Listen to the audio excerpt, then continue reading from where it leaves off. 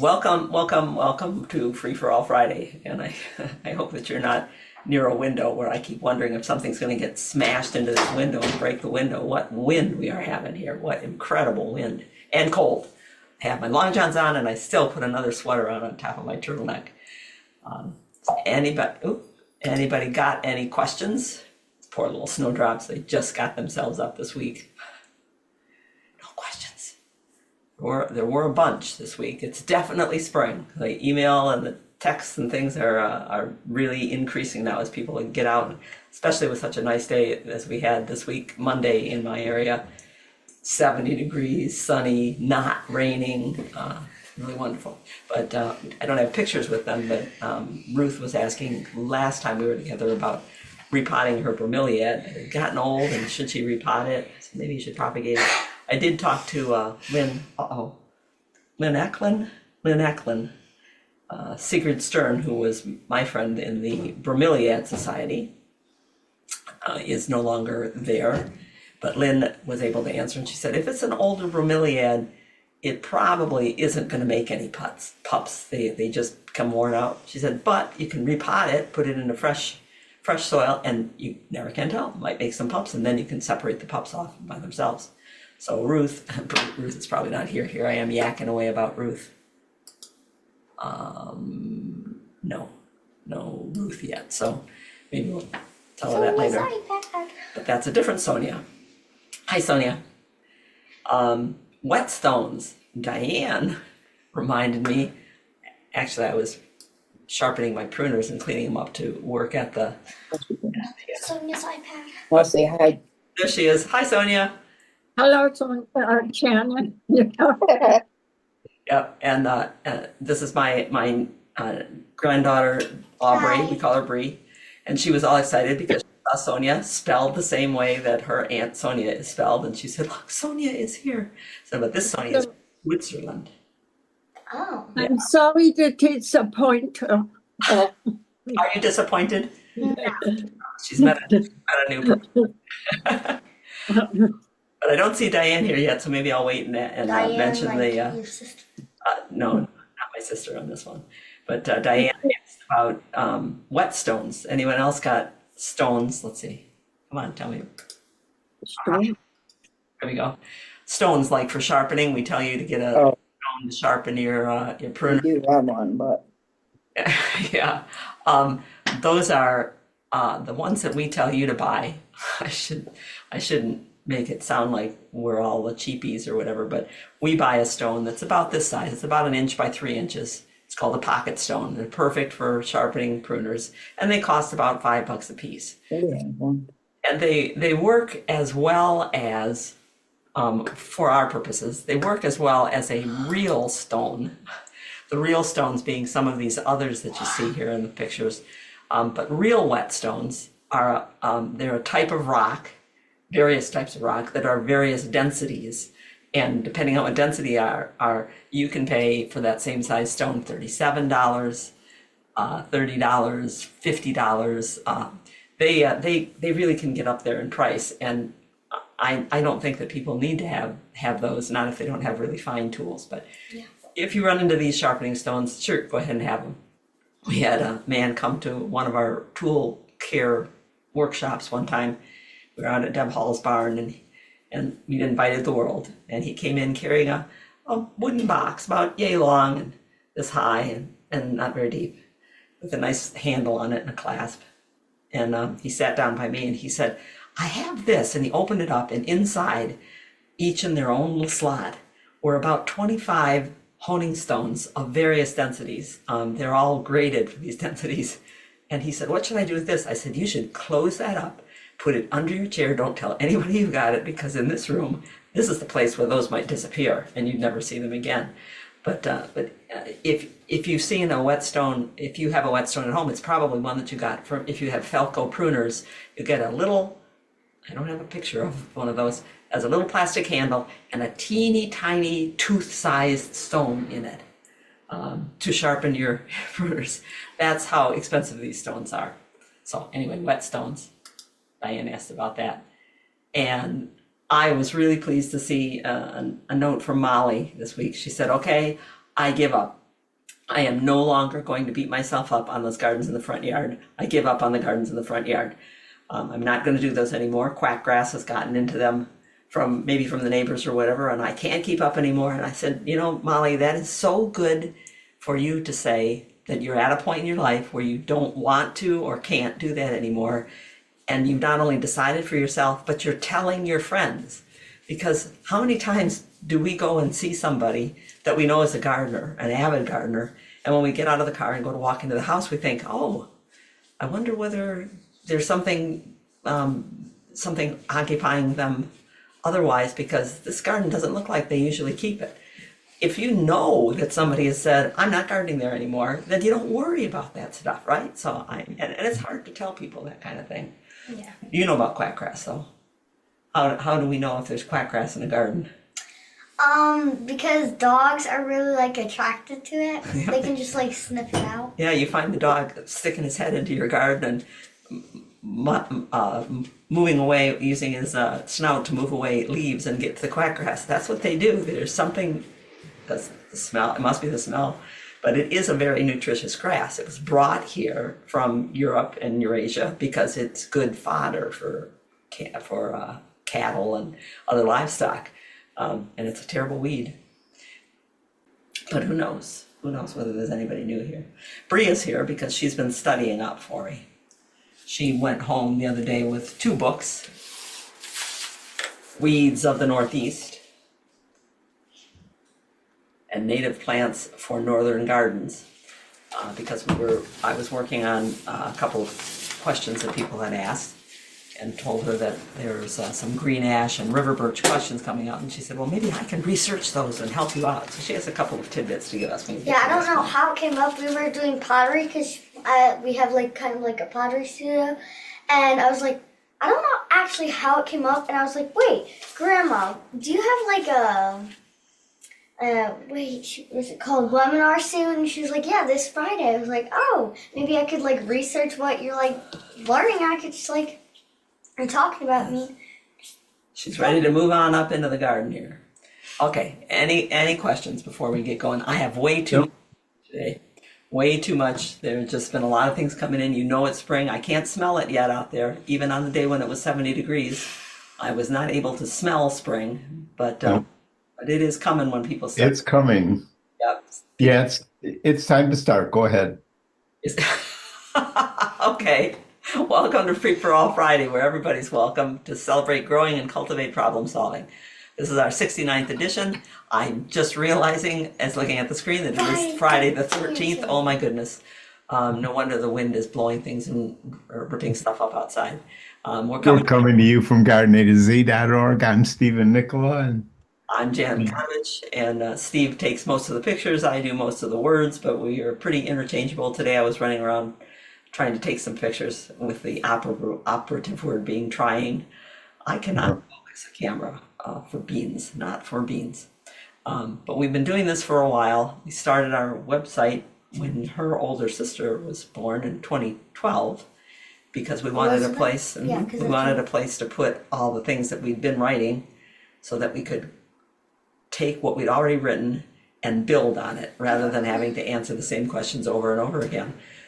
So there's no ads, there's no cookies, there's none of that stuff. It's just a place where hopefully you can find some answers, or we can direct you to where the answers are, and it gives us a place to put things like these Fridays. So people know magazines? About it. Yeah, magazines and books. You've seen our books. Have to educate the kid. Who she's dealing with here when we're out in the garden. So this is Free4All Fridays. This link is always up there on the Fridays page. You don't need a special invitation. You can tell all your friends about it.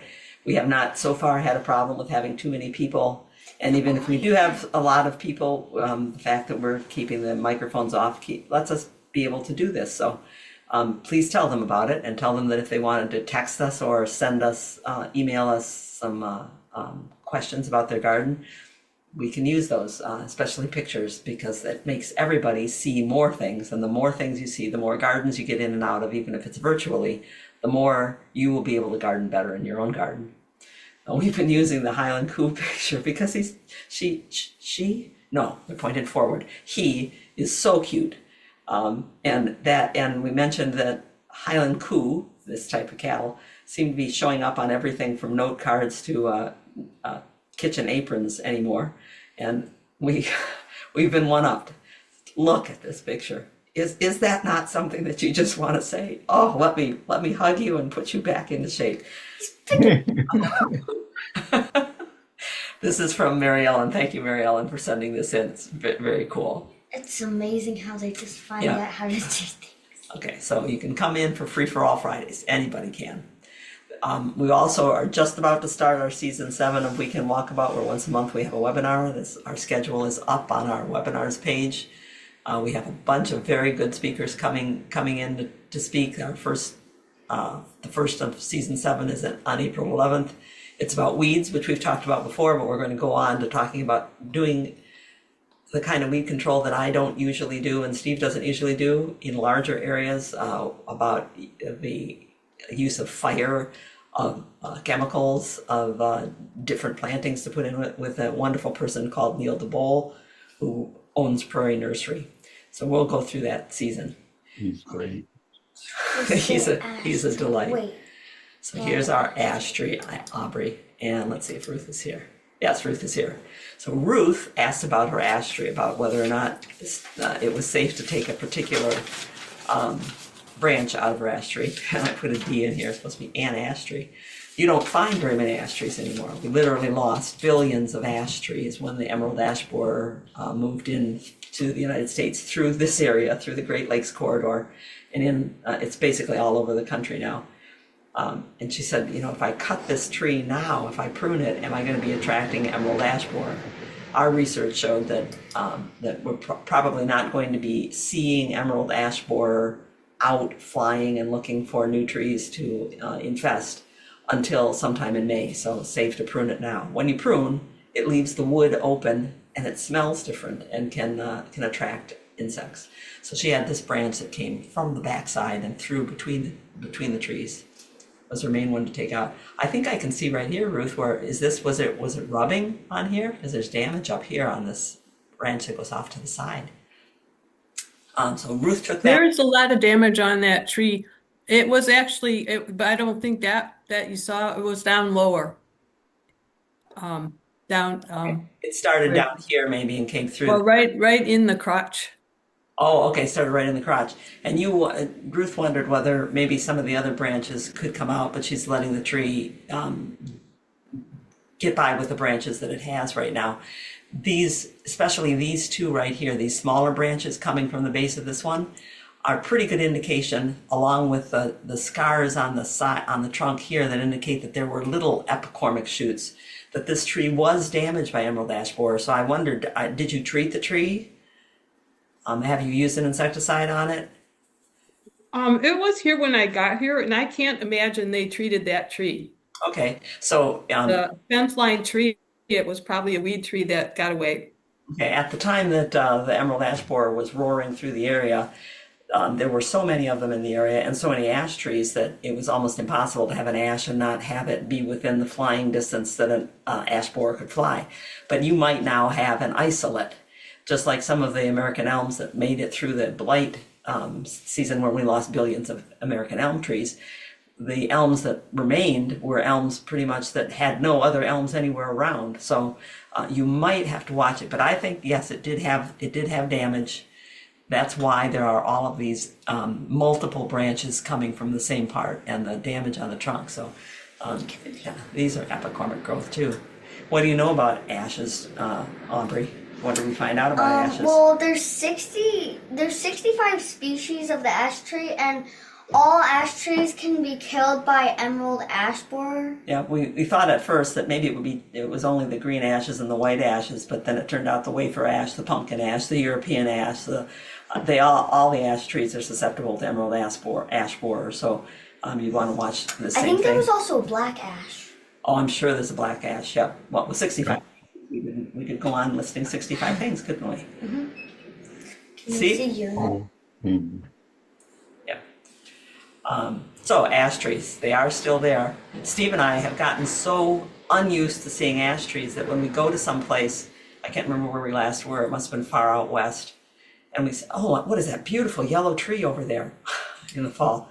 And we got closer to it. We said, oh, it's an ash tree. We just have forgotten what ash trees even look like because they're just not here anymore. Because all of the ash trees turn yellow in the late fall. Mm-hmm. Except some of them, the white ashes turn purple, but the green ashes turn yellow. Yeah. We also talked about the desert bloom and was there a way to predict that? And I called a good friend who's down in the Tucson area, and she's quite the naturalist. I said, so how low is the bloom and can people find it? And this is Lori. She went out for us, and our questions pictures this Friday are going to be pictures of what's blooming in the desert because she went out walking to look for them. I think that's, a true gardener. But her point was that one must go out and see the desert not in bloom to really appreciate it in bloom, because what you're looking at right there is a heavy bloom along this path in the desert where she is. Big reactions from big trees. I saw a tree that's a remarkable tree this week, and different people react to them different ways. That tree right there is Margie's son's tree. It's an American elm. It's been measured to see how it stands up to maybe the state champion, because there are not very many American elms left anymore. Not of that size. It's a wonderful tree, isn't it? Look at it. And Oh my gosh. isn't it beautiful? And yes, it's okay that the bark peels. That's what older elms do. And it shades the whole deck, the whole yard, keeps the heat from the parking lot nearby from getting into the yard.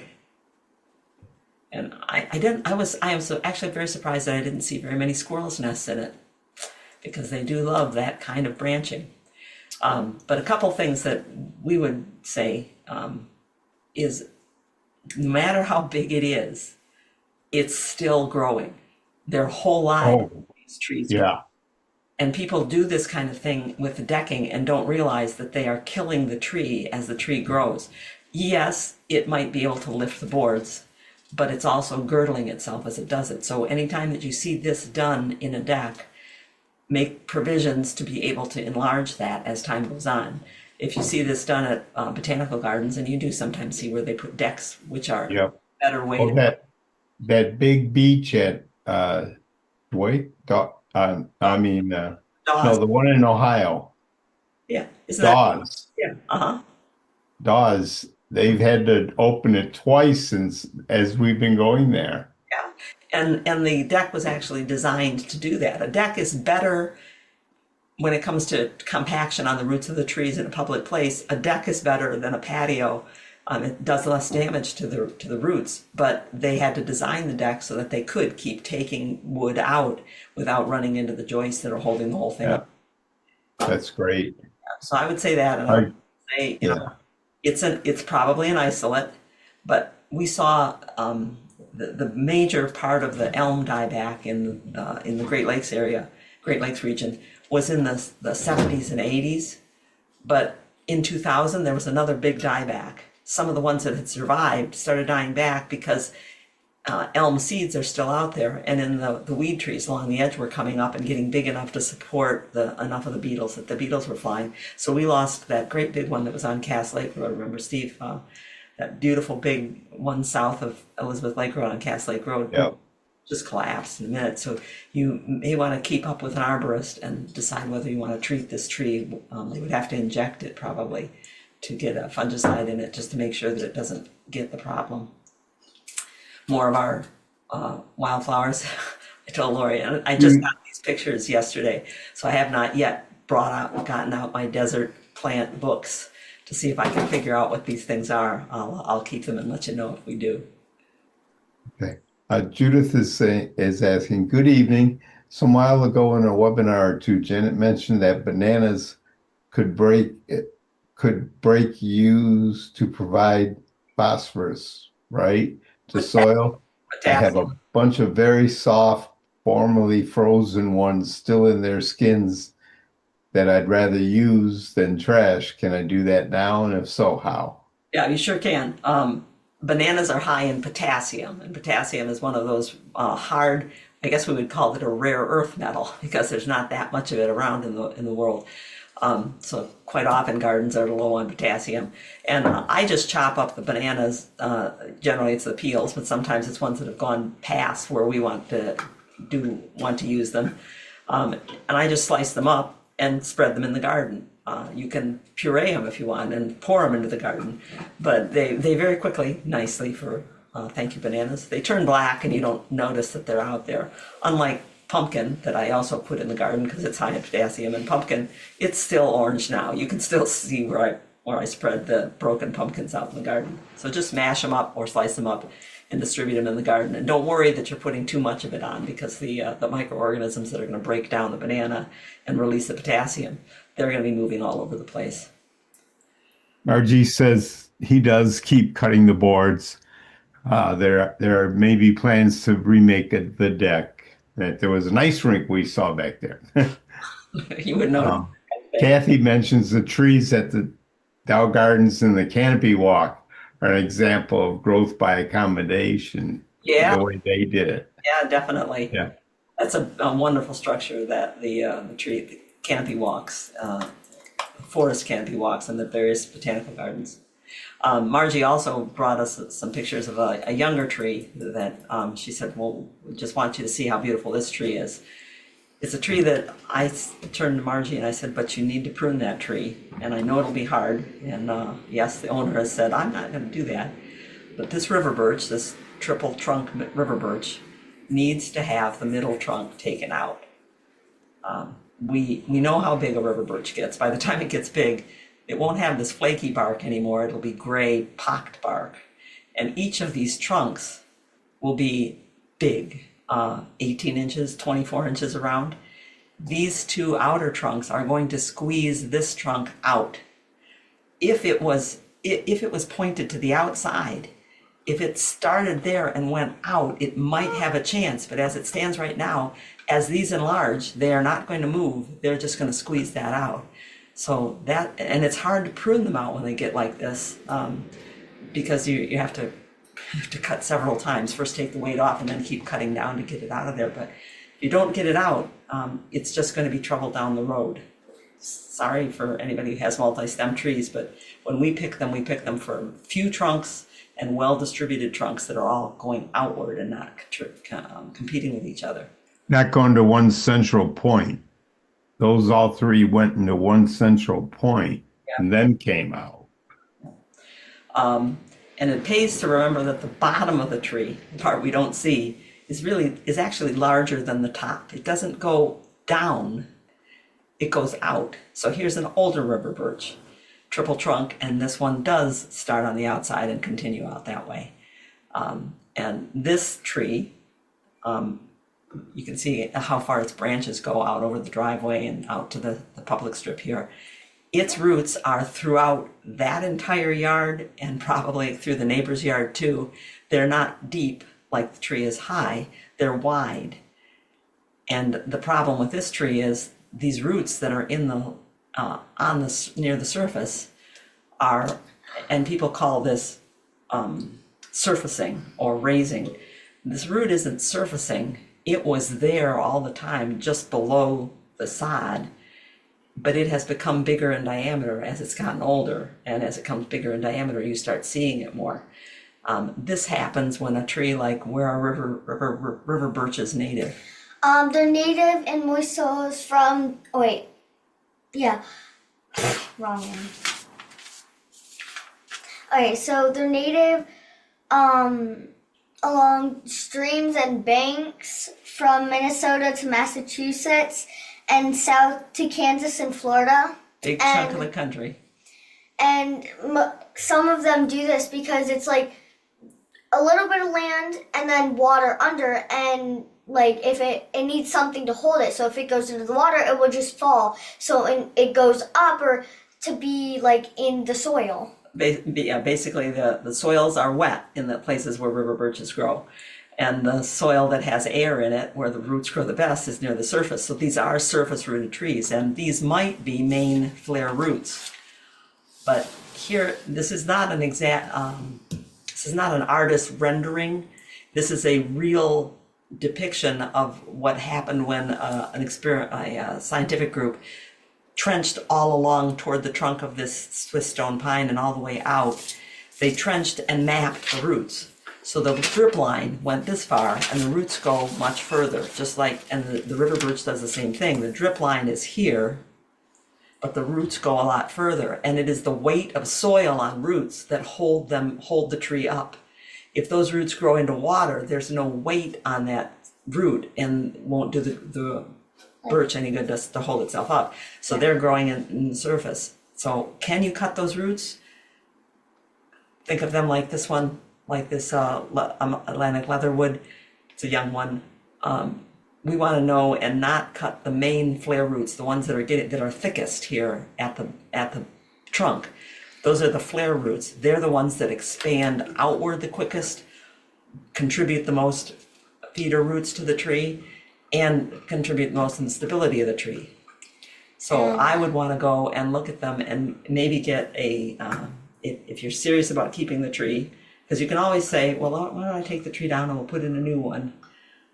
And just put it somewhere else where like you won't really need to like walk that Or much. a smaller tree with less intrusive roots. But if I wanted to keep the tree, I would hire a company with a, what do they call them, Steve? Air spade? Air spade? Yeah.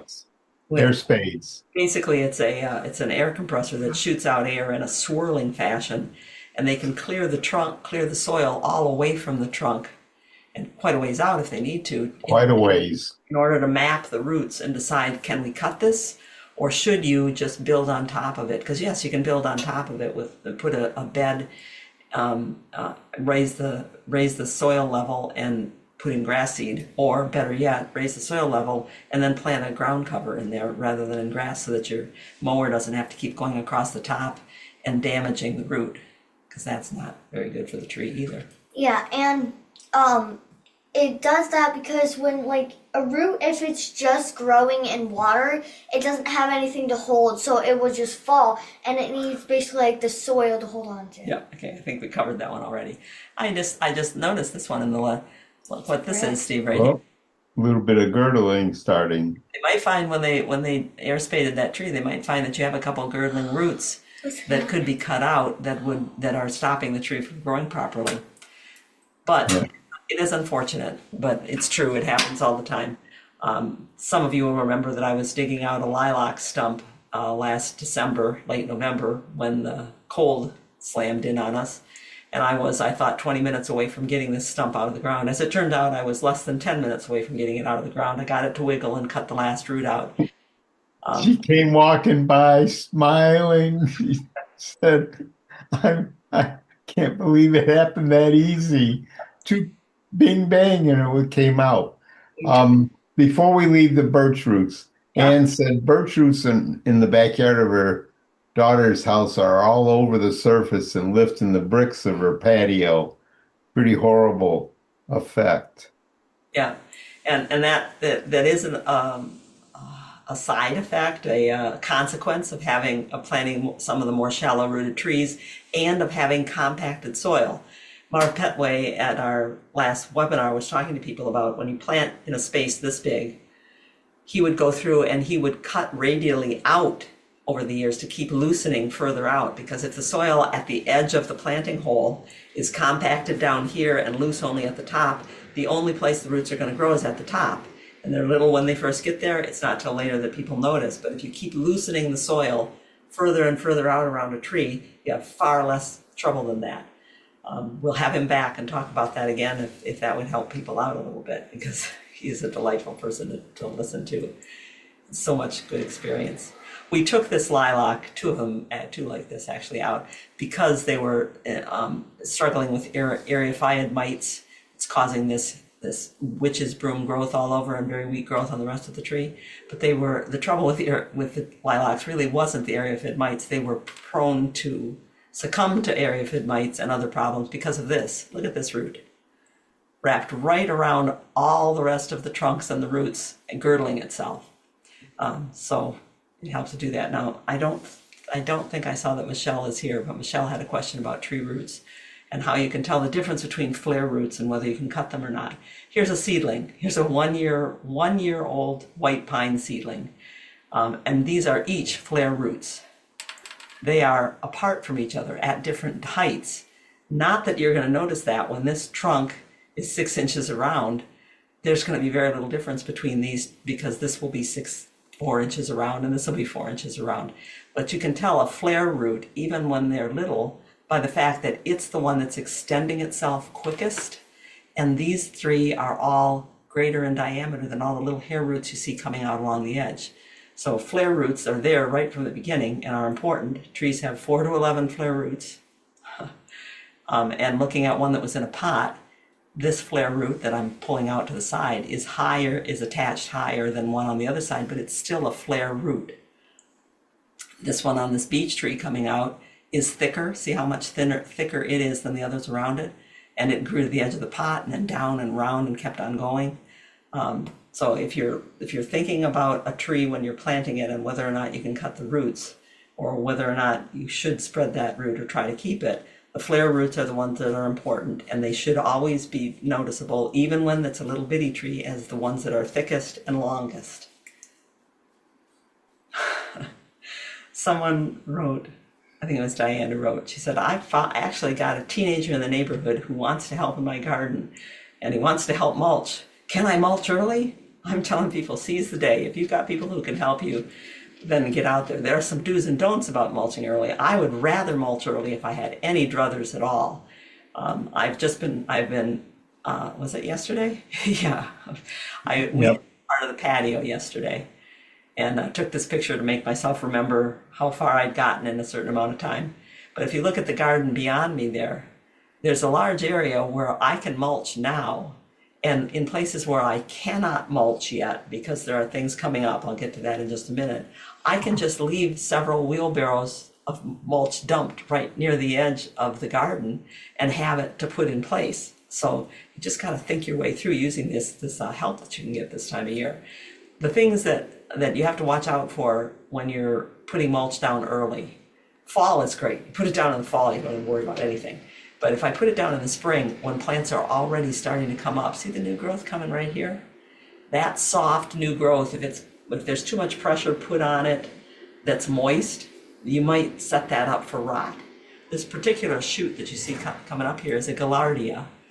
A lot of people say, oh, gaillardia is very short-lived, it's all dead, here's the crown, looks terrible, and they pull it out. But do you see that fuzz right there? What they do is they grow from thickened roots, kind of like a dahlia does. And they don't come up real quickly, but when they do, they come up all around the sides of where they were before, and they're just beautiful. So you'd want to be looking close to see, is there anything coming up there? And if there's something coming up, mulch around it now, or put that mulch, reserve it off to the side.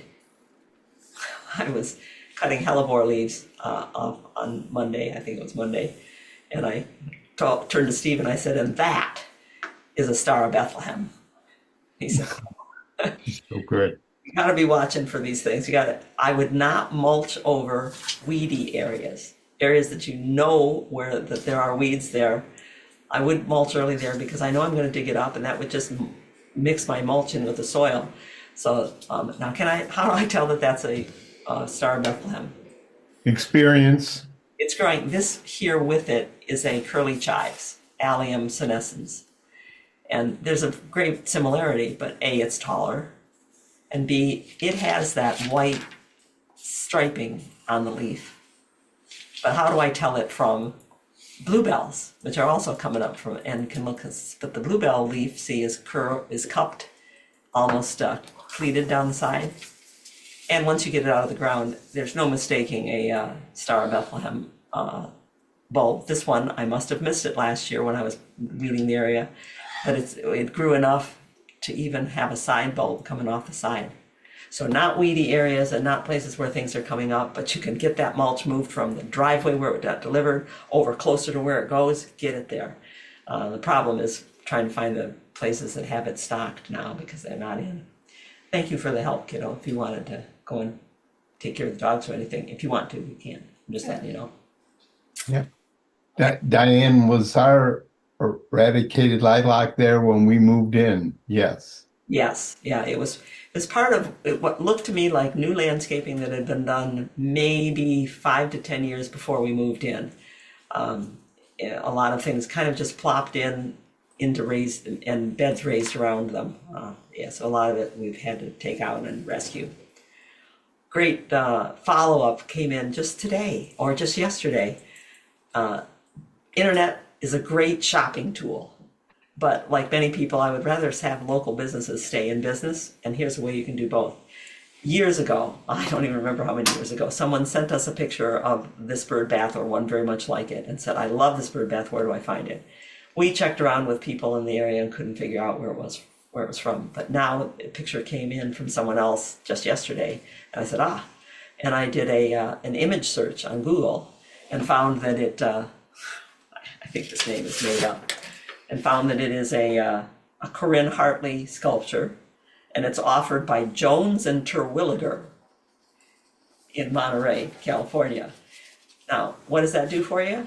It means that you can go to your local nurseries or garden centers and ask to talk to the merchandise buyer, because there's somebody who stocks that store with pots and tools and sculpture and those kinds of things.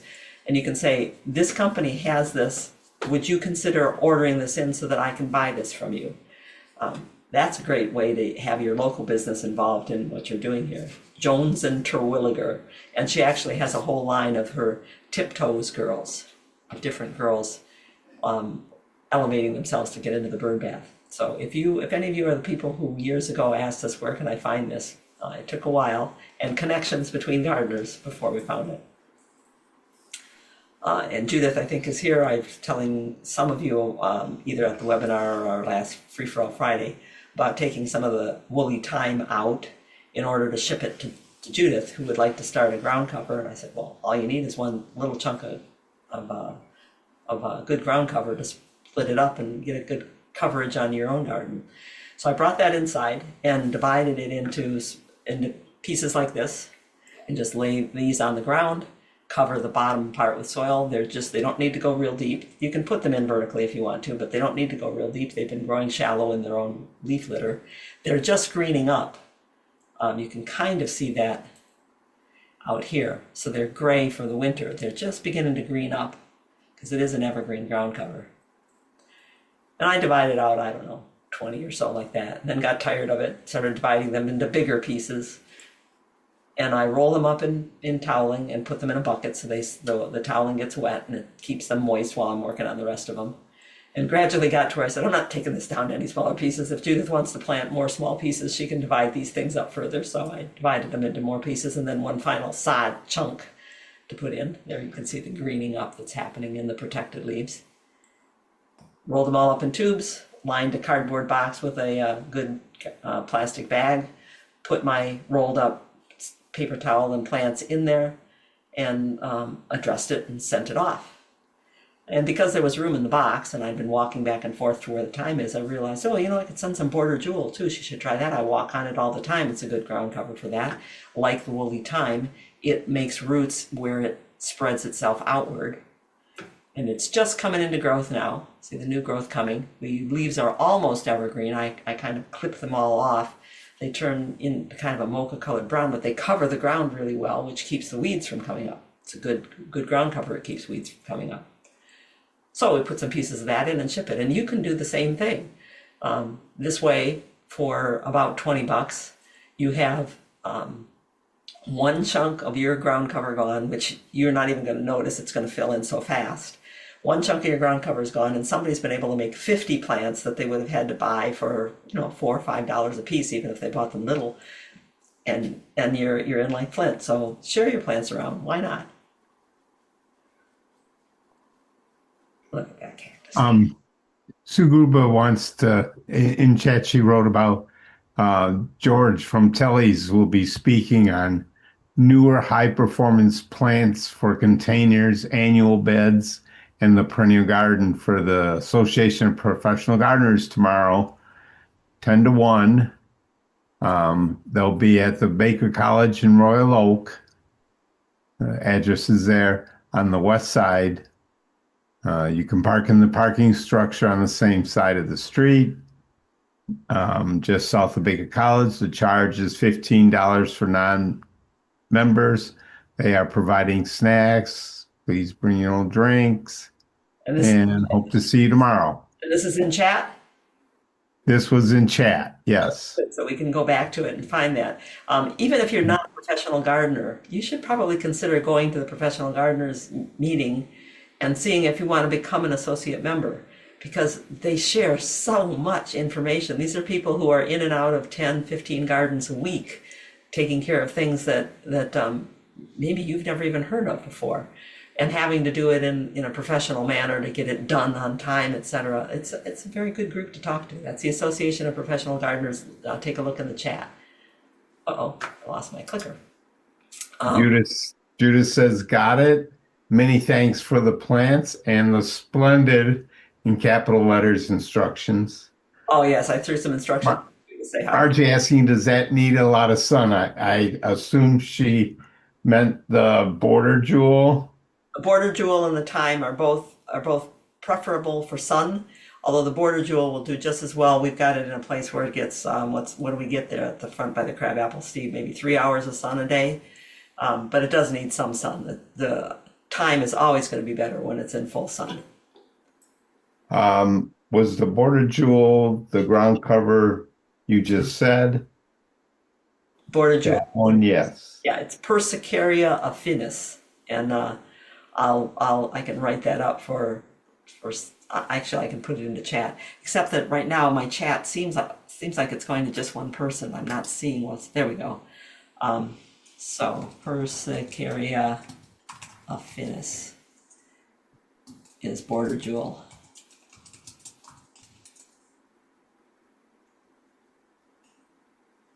Michelle is also asking, will the variegated Ajuga outperform the purple Ajuga? Generally speaking, no. You know, if it's variegated, it generally has some white on the leaf, and that the white is going to be non-photosynthetic cells, no non-chlorophyll cells, so that's weaker. But purple versus variegated, I don't think I've ever. The purple grows like 60 in our yard, but I've never raised those two. Yeah, we have chocolate. The little smaller purple leaf may lose out, but not the big, like Caitlin's giant or something like that. If you add in the fact that the variegated ones tend to revert, so they're fighting themselves in many cases, it probably wouldn't win out. I was joking with my son about having a wildlife preserve right here in your own yard. Okay, I'm going to ask whether you can see. I was cutting down daisies in his yard, not because I had to and he wouldn't, but because I was talking to him and needed something to do, and the daisies, big clump of daisies was left up. I said, I'm going to cut the stems down. I was cutting them down and stopped. I said, no, I'm going to leave these up until there's some more stuff growing. He said, what's there? I said, come and look. Can you see why I stopped?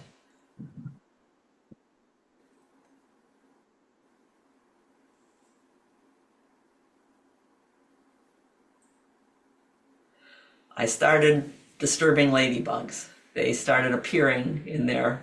I said, oh my gosh, it's the only place that was left up. The rest of the garden is flat ground cover or has been cut down. And where are they living? Where do they go to shelter for the winter? Right there. And do I want them? Yeah, I want them. I want them out there eating Fletcher scale. I want them eating aphids on stuff. I want them to move out into the garden as other things like daylilies and stuff come up. They'll move out. But right now, go slow in the spring. Watch for these things coming. There is a whole level of fauna out there living in your flora. And I think they're great to have.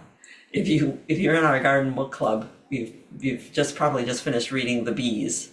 Our next meeting is Monday, March 16th. We meet on the third Monday of each month, and we're going to be discussing The Bees, a book that, according to a couple people who wrote me, they are never going to look at bees the same way again, not ever. And neither am I. I found I spent 3 or 4 days just looking up difference about foragers and drones and how long they live and what they do. And it's pretty amazing. This particular one is a book of fiction. We have a list of, I think it's 46 now, books that people have suggested that would be our books, and we just get together and talk about it. Join us if you'd like to. You don't need to register or be an official member. Just go to our book club page on the website, and the link is there to come to the meeting. Ruth says she thought all persicarias were really aggressive and hard to control. Not border jewel? Order jewel is a ground cover that does spread rapidly, but it is not. It was all polygonums that we were in trouble with, like the Mexican, what's called Mexican bamboo or Japanese fleece flower. The polygonum group got broken up, and these became a persicaria. And like some of the other persicarias, they're shallow rooted. They don't muscle their way through taller plants. I consider it a good one. There are some persicarias I won't plant. There's one that's a variegated one that people say, oh, this one's okay, but I've seen it after the third or fourth year begin to start sprouting up, traveling underground a ways and coming up. So there's no way to categorize the entire group. There's good guys and bad guys in the genus. Michelle also asking, how about the regular green ajuga and the purple ones? The more green in the leaf, the more likely that plant will win. That's right. The faster that plant's going to be able to grow. We call it, Steve and I call it pushing up hats in the spring. And we explain this to people, but I wanted to take it a step further here. Why you should not overreact. I heard somebody just last night say the same thing. I raked away the leaves and all my aconite came up. Well, okay. In the spring, when they're in the open, the snowdrops were up already and blooming in the open at the beginning of this week. And that's because they're in the open. The soil gets warmer there. If I was to take all these leaves away, if there had been leaves on top of them, the soil would warm up and they would come up. You would say, oh, look, there they are. But they were going to come anyway, and that's my point. Here's a hat, what Steve and I call pushing up hats in the spring. So there's leaves on the garden, and you walk by, and can you see it? Can you see that it's being pushed up here? It's hard to show this in pictures, much easier to see in real life, but do you see that? Go to the front edge. Yeah, you can see the green coming out of the front left. Yes. But now that particular hat, in order to make an illustration here, I took the edge of that hat and broke it, which is what we do. We just take the part that's being pushed up and we break it into pieces and drop the leaves back into the garden. So I dropped it back into the garden. You can see underneath it now that the stuff on the outside edge was growing up. The inside was still yellow, still looking for light, but notice that it's green right next to the tall. As these tall pieces push the hat up, light gets in and these do come up. They do come up through hats. Now, a week late, so I left it like this. A week later, it looked like this. Well, not quite a week, 5 days later, it looked like this. But at the far end of that same garden, same exposure, same leaves, this hat I didn't take off. I don't have a picture of it because it didn't show as well as the other one, but can you see the stuff that's still lodged in there? This was a hat 5 days ago too, and the plants are going to come through. Just talk to any tree that grows through asphalt or grows in the gutters they are going to grow. So don't worry about taking things away. And sometimes when you take the leaves away, you discourage and harm the seedlings of some of the things that need the cover. Trillium seeds are one of the you're going to find trilliums more heavily establishing themselves where leaves are left on the ground than any place else, because the seedlings, which they're tiny for a long time, they need the protection of the leaves around them. So there it was, and there it is. You got any questions? I'm probably running out of time here. It's been too long. We got 20 minutes. Okay. I had a question about the panicle hydrangea. Someone who's a little concerned about cutting it. Now I've forgotten who. Shoot. And panicle hydrangeas might be the easiest hydrangea to manage. They're the ones that have the pyramidal cluster of flowers later in the summer. And this is her panicle hydrangea. She said it got thin branches and some of the flowers were kind of flopping around, and I'm a little afraid to cut it, but I think I'd like to cut it so that it doesn't flop so much. And I would say that yes, this one definitely needs to have some pruning done to it. Has lots of flowers, and that's always a great show in the summertime, but it's also a good idea to keep new wood coming on it. What we do with the panicle hydrangeas, and this, I might have reversed these pictures. I lost it. There is a panicle hydrangea right there. See that dark mulch? That was a 5-foot plant just a few minutes ago. Because we don't want it to be huge and because we like it to bloom a little bit later than it would otherwise, I just cut them all the way down to the ground every year and let it come back up. It blooms on new wood, so it's still going to bloom this year. In others, this one's in our yard. It's one we inherited, and I think it's the green one called, oh well, Envy. No, that's not the name. The flowers are kind of a greenish color. I yanked it out of where it was and moved it over to give it some room to grow. And Limelight. Limelight, yes. I cut it all the way down when I moved it, and this grew up in 1 year. And actually, you might be able to see that I cut that off. So I cut it all the way to the ground to begin with, and just let it grow. And 1 year's growth was, was this growth, plus I cut it right there last year. So the first year I moved it, I cut it all the way down. Last year I just cut it right to here, and this grew. So we're getting 3 feet, 4 feet of growth a year on it, which means if I cut it all the way to the ground, I'm going to get a 3 or 4 foot tall shrub with flowers on it.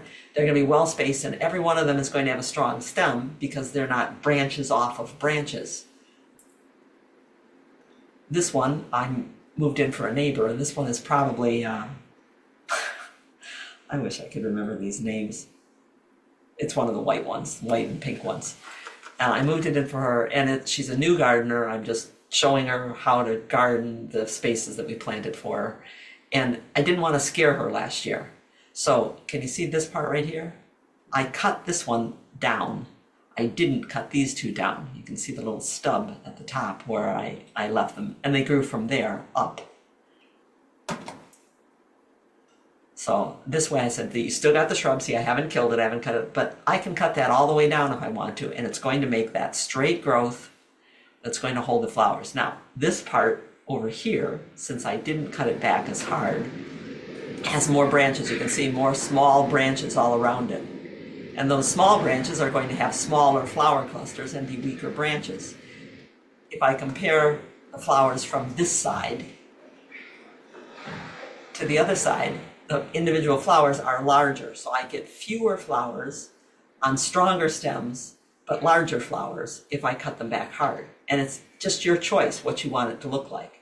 Meanwhile, oh, there it is. There it is before I cut it down. And last year, it was taller than this. Last year, our son yanked it out of where it was and moved it over to here. I cut it back because it was wilting pretty badly. It didn't die. It's pretty hard to kill things that have that much will to live. But anyway, it would have been taller than that. I didn't even realize I had my finger over my lens. That's why Steve should take these pictures. Easy to do. Yeah.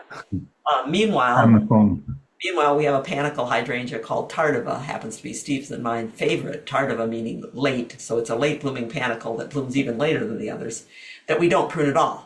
We're just leaving it to be a natural thing. Now look at all the small branches that you've got here. And the flowers were so small on it that they've all pretty much been blown away now by the winds that we have and are having right now. So it's up to you how you want to prune these. They really are the easy ones to take care of. Kind of like butterfly bush. I just cut butterfly bush all the way down to the ground, even when it's growing. Yeah. Deb is asking, is it too late to prune those hydrangeas in early April? Ideally, you want to prune them before they bud out so that they get the strongest growth from the places that you want them to keep. But you can cut them back later. I mean, my son dragged that out of the ground and it still bloomed. It still did its thing. It just was a little less than stellar in appearance. So yeah, you can cut them back later. But I try to get them before they bud out, before they break bud in the spring. I know you explained about the flowers being smaller in some instances. If you prune the hydrangeas all the way down, will the flowers be smaller so they don't flop? No. Especially for like little lime. No, the plant is going to grow up quickly when it's cut back hard, no matter whether it's one of the short ones or the taller varieties. It's going to grow up quickly until it starts forming flower buds. And it is going to have the stiffer stems because the side branches come after the first buds start to form. So there's some things you can manipulate, but you probably can't manipulate to get lots of little tiny flowers if that's the look you're looking for. You might need to write that one down for me so that makes sense, because right now I'm losing track of what we do to it. I put 2 of them in with Yeah. Okay, butterfly bush I also cut all the way down. And when I say I cut it down to the ground, that's what I mean. I can lay my loppers right on the ground and cut that next stem down. I can walk on that after we're done. Even if, this is a piece I cut off, even if it's growing from above there, I'm cutting it down. I want the base shape. Oh, you're killing it. You're killing it. Oh my gosh. This is what Lori was at the end of Lori's desert wildflower trip. Was they were looking for a pool. When there's enough water for the wildflowers to bloom, there's probably some desert pools, and they went swimming. Wow. Yeah, pretty cool. Yeah, very cool. Okay, we got a weeping mulberry has surfaced again. She's like, I don't know what to do with this weeping mulberry, and we have one short phrase for that, and that's show it who's boss. I can say this. Boy, this one looks just like it. I got fired over the first weeping mulberry I pruned for somebody because I pruned it the way I'm going to show you while they weren't there, and when they came home, they fired me. Life in the fast lane, but they needed to wait. Probably I think by the summer I was back working there. But mulberries grow very quickly. She sent lots of pictures of the various wood and what the growth looks like along the way, which we, in the case of a mulberry, we really don't need to see. This is what we need to see. That main branch right there, every year is giving us probably 5 feet of growth off of every branch that it produces. And before you know it, you're lopping them off so that they don't reach the ground, and you end up with lots and lots of stubs in there. You need to go in underneath the tree and say, which are my main branches? And then lop that branch back. Every year, lop it back to where it's thick and let it come back out again. Like that. And it does come back. It does. That's what it looked like at the end of that year. I started out with this. That's what I did to her tree. She said, I don't know what to do with it. I said, let me do it as long as I can take pictures and tell people about it. She said, oh, good. And that's what it looked like by the end. That was the growth that came from those pieces. And if you want to see these, we've written about it a number of times. If you do a search on our gardenatz.org, put mulberry into here. One of the things you'll get will be this summary article that says, it could look like this rather than like this. Wouldn't that be better? And has arrows for saying you could cut it here and here. And shows, for instance, in I think this was Carolyn's tree, we did this to it, like you just saw, and here's what it looked like 3 months later. And those broke down at the bottom of that page. You'd find what's links to what's coming up 19 and what's coming up 35. And if you go to either one of them, you can download a whole magazine, which has what's the mulberries? 3 pages of putting that mulberry, of what it looked like, of what we did to it, this part way done, all the way done, where we cut, where it's going to grow, and what it looked like afterwards. So if you want some assurance, that's why we put these in there. No publisher can tell us on our own website that we put in too many pictures. We can put in as many pictures as we want, and we can even put in dirty pictures where our hands are dirty, where our tools are dirty. And the gloves are dirty. That was awful. I had to get gloves of a particular color and retake some pictures. Oh, my goodness. But you'll find issue 19 has different mulberries that we worked on and the different looks that you can get from them. Yep. Okay. I am ruthless. One of my clients just emailed this week and he said, Janet, yes. just quickly, Judith, so could you cut mop heads and Annabelles all the way to the ground too before they bud out? Yep, just did all the Annabelles that were growing near the lilac that I dug out. Thank you. They were deformed because the lilac was on top of them, so I cut them all the way down. I said, grow back. But you can cut them down every year. The mop head, no, not the mop heads, the Annabelles. Those are called snow, how come I can't remember the name? Snowball. Snowball. Snowball. The snowball hydrangeas, which are also Annabelle and Infinity Bell or something silly like that. I can't remember its name. Those that bloom with white round clusters in the middle of summer. Big. Cut all all the way down. But the mop heads, those are pinks, blues, and some that grow pink and blue. The mop heads, you can't do that way, and that's why you need to come to one of our Sonia, when did we set up to do yours? End of March? I'll see it on the list later, but that's why you need to come and prune with us so that you can see. Okay. But I am kind of ruthless. That's what people say, but I'm ruthless in a directed way. So one of my clients just contacted me, says, I'm trying to channel my inner Janet to go out and prune that espalier yew. And I'd like to go and help him do that. But these are boxwoods that I planted almost 5 years ago, little 4-inch pots. I put them there because these 4 boxwoods, 1, 2, 3, 4, are to be the forelegs of a Labrador retriever. And I'm growing them up into being a topiary.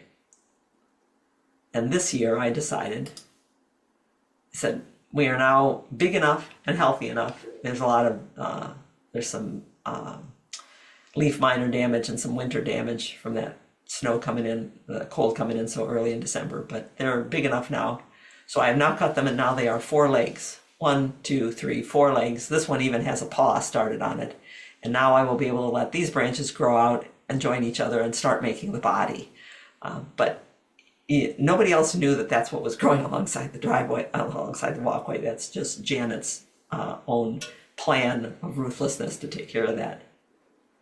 The desert. We have about 7 minutes and no questions right now. Okay.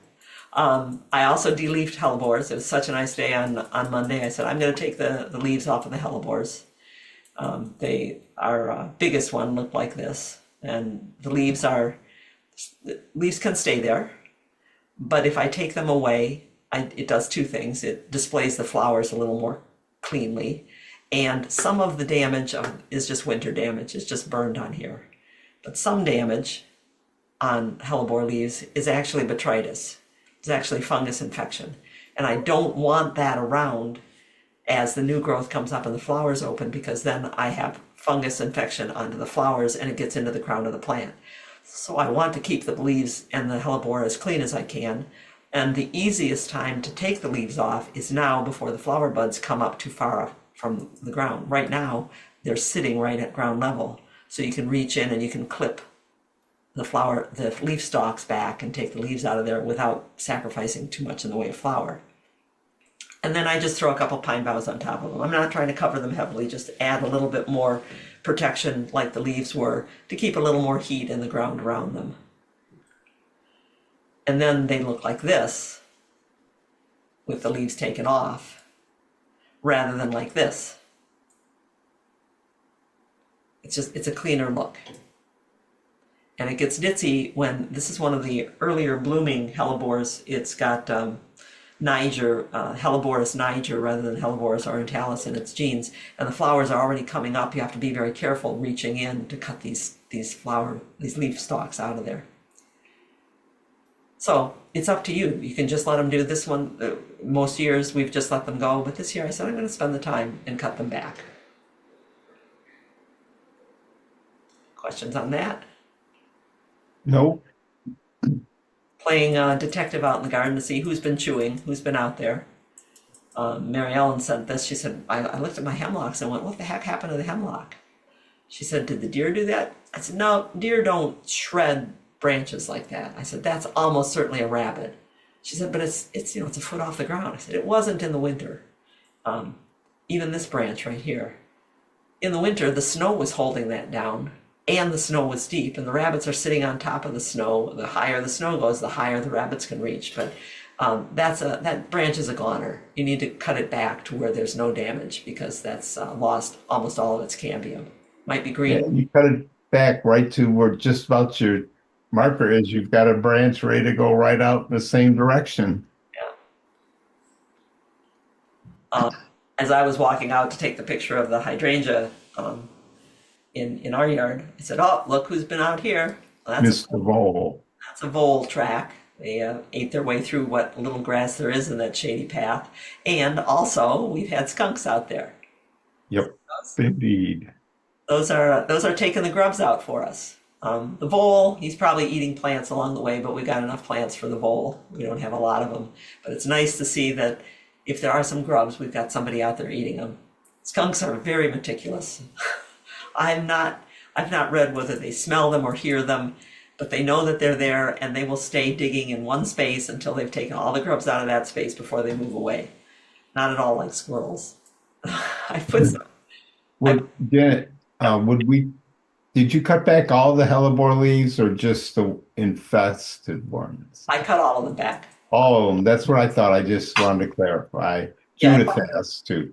If I had limited time, I would cut back all the ones that looked bad. But I didn't have limited time. I had the whole day and Stephen doing the household stuff, so I could stay out as long as I wanted, and I was poking around. I planted these species tulips in the fall. We have grown species tulips over the years, and I didn't realize until just recently that they are deer resistant. The species tulips, not the hybrid tulips, the bigger ones. I said, well, let me see. I know that the deer walk right down our driveway on a regular basis and nibble stuff. So I planted some species tulips, and I've been looking for them to come up along the driveway. And I said, oh, there they are. Look at the size of the flower. No wonder the deer don't eat them. They're not even a mouthful. By the time this comes up, I can see why they're deer resistant. We'll just let that ground-covered geranium fill in this area. This is Iris reticulata hybrid Catherine's Gold. Isn't it gorgeous? And it's bulked up real nicely. It is a beautiful iris. It's going to have a tall grassy leaf that follows after the flower. But I need about 100 of those out in this space out underneath that pine tree. I think that's just, they glow. They do glow. Margie didn't cut her hellebore I didn't cover the hellebore when she cut them. Should she get out there and do it or just let them? They might be just fine. The soil was warming up pretty well, but if we get a flash freeze, you could damage the buds that were sitting there. You can judge by how much cover were the leaves giving the buds. Generally, the leaves fall to the outside and the buds are somewhat exposed anyway, but the ground around them is warm. So even just a couple of branches can make a big difference. But there have been a lot of times when we didn't have anything that we just clipped them and left them because it was warming up enough. We'll see what this weekend does. In Michelle's yard, skunks scratch on the beehive at night and eat the bees when they come out to defend the hive. And Deborah's asking how tall will those irises get? That's just about as tall as the bloom gets. Right. But the grass the foliage will get taller. About 12 inches of grassy leaves, and then they go away. They're ephemeral, like most of the bulb plants are. It's time for GBJNS, Garden by Janet and Steve. Time You got about a minute. come out and learn together. Put your hands in and see what we're cutting out of that arborvitae or what we're digging. Just go to our homepage. There's two places where it says meet us in the field, another one that says where we're appearing. If you clicked on either one of those, it'll take you to our calendar, where you can either just scroll down through the list of where we're going to be in date order, or you can pick a date on our calendar and say, yeah, I've got some time on the 28th. Let's see what they're doing on the 28th. But that's how we learn, and that's how you can learn too. And anyone who is one of our webinar subscribers has the first ticket to come into these. They get first choice on the seats. We're now open enrollment for the 21st. We've got our people in. And our webinar weekend walkabout webinar subscribers are already supporting us. They do not need to pay to attend with us, but if you're not a webinar subscriber, we are going to charge you $20 to be there, just so you know, because we need to know what's up. And right now, because I keep track of who says they're going to come. So let's see, where's our cutting down prune hydrangea? The 28th is when we're doing Sonia's mop head hydrangeas, if you wanted to see how to do that. But I keep track of who says they're going to come, and unless we get enough people, then I'm not necessarily going to be there at the time that I'm said I'm going to be there. We can arrange things other ways. So right now, the 19th and the 21st are about to shut down. So if you wanted to look at our website and see what's going on there with renovating the perennials, that's up by Clare, Michigan, or pruning early, that's in Waterford, then let us know, because it's a great way to learn. I don't know if there's any questions, but I think we're out of time. We just hit 8:01. So What timing? So we'll end this Free for All Friday. Thank you all. Thank you for being here. Come to book club and talk with us about bees and help us pick the next book to read. That's Monday. There'll be an invite coming out to the book club. We send it to everybody in case anybody wants to come. And the next Free for All Friday is next March 20th. We'll hope for nice warm weather for all of us then. Thank you for being here, and we'll see you around.